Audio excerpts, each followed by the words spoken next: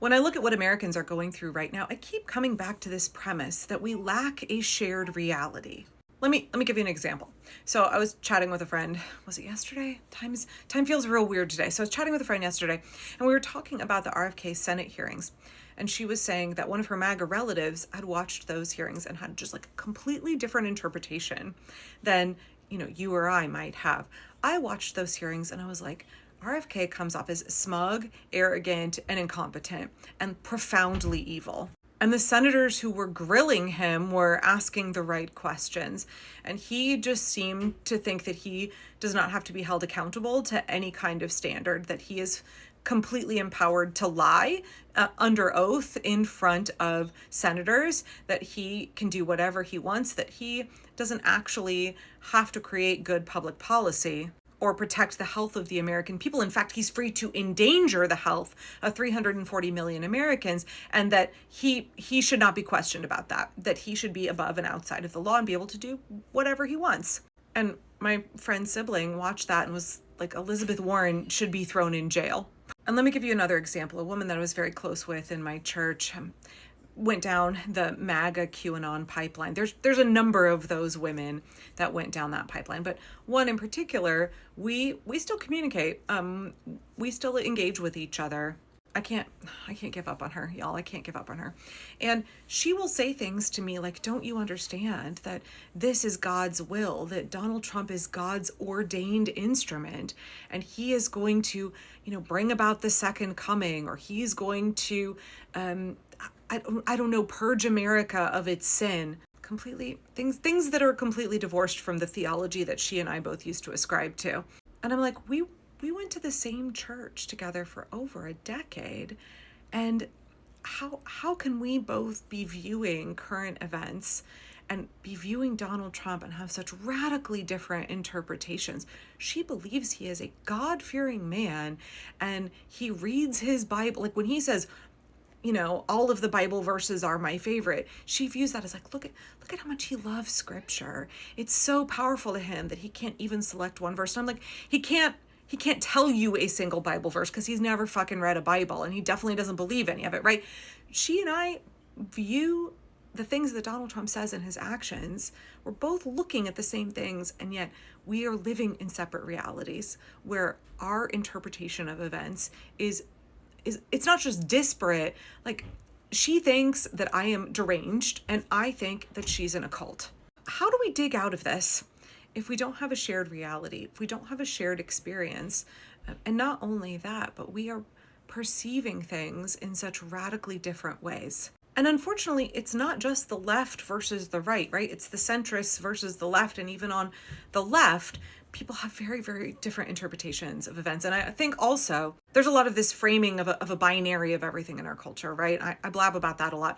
I think that's a significant problem, this binary thinking, this false dichotomy that we create when things are far more nuanced than that. That's why I tend to piss off other people to the left of me and people to the right of me. Not to use drama from the last week plus as an example, but seeing a reporter going to a MAGA influencer event for part of their job to do a story on that event and being like, oh, that's proof that reporter is a Republican and a MAGA, and then just like repeat that all over social media. That person's a MAGA, that person's a MAGA. Is Jordan Klepper going to MAGA rallies since 2015? Does that make him a Trump supporter? Does that make him MAGA, or does that make him a journalist covering those events?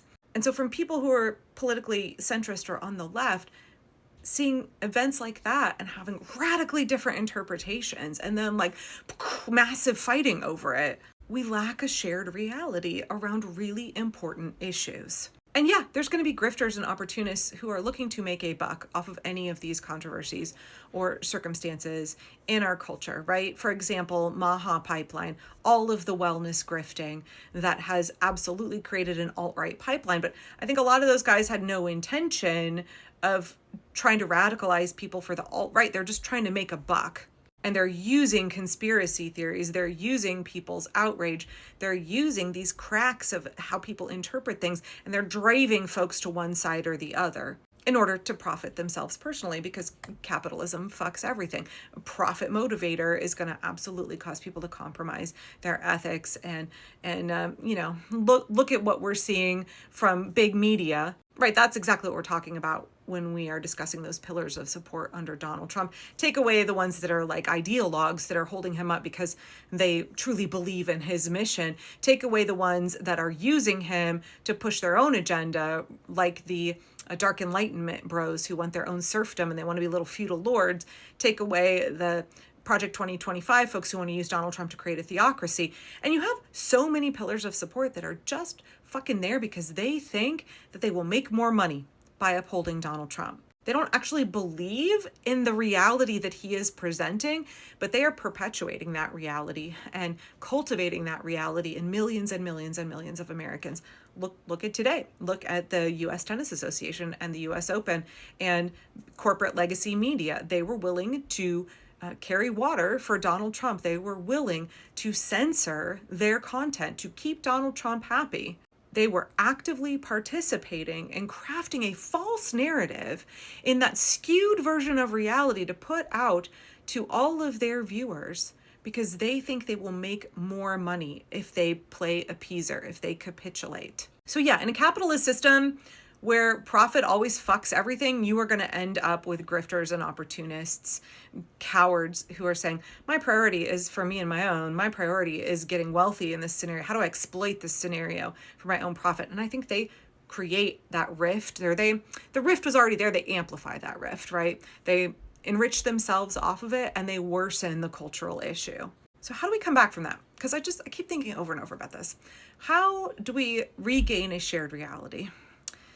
In a country where people get their news from entirely different sources, in a country where you can say something and someone will hear whatever they want to hear out of it. I do really like to use that Tumblr example, not because I even really understand what Tumblr is, but because I have Gen Z kids who do, and they love to quote it at me. The Tumblr post goes like, your reading comprehension is piss poor. And they respond, how dare you say we should piss on the poor? But it's so much beyond that right now. Like MAGA is just so much beyond that. You could say your reading comprehension is piss poor, and they would say like, what?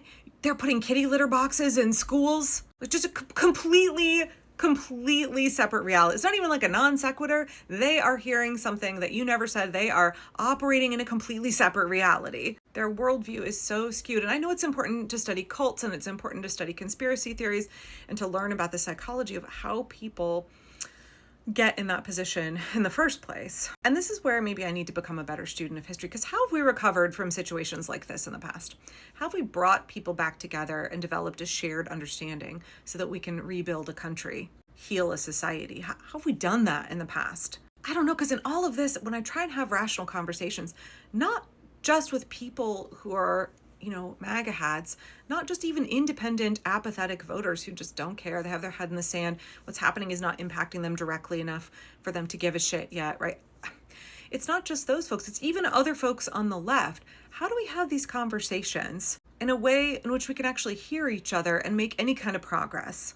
I would love to know what you think. I would love your advice, because I'm so frustrated at trying to speak with people, to hear what they're saying.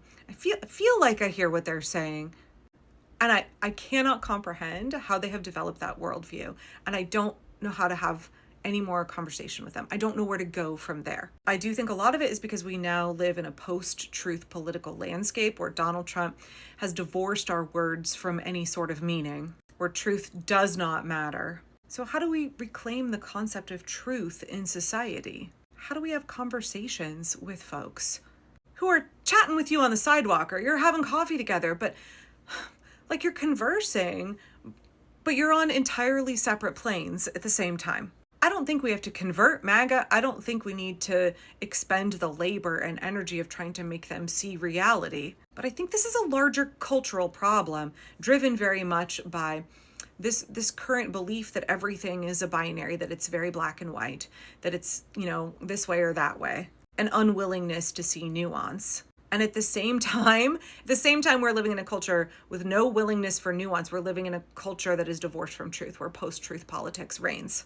And that is like fucked with all of our heads, right? That's fucked with our ability to have a conversation with other people and to reach other people, to understand other people, to empathize with other people. Because I guarantee you, my MAGA ex-friends, they all think that they are kind, compassionate, humane people. So my attempt to appeal to their humanity, well, they already feel like they're in touch with it. And I just don't know where to go from there with those conversations. So I would love your advice.